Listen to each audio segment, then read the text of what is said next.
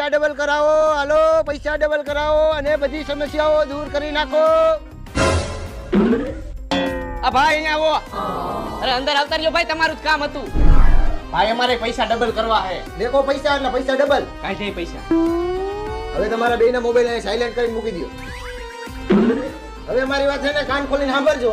2 જ મિનિટમાં પૈસા ડબલ. આ પણ પૈસા ડબલ તો થઈ જાય ને. હા થઈ જાય. હવે તમારી બેયની આંખો બંધ કરો અને ઊંડો શ્વાસ લ્યો. હા.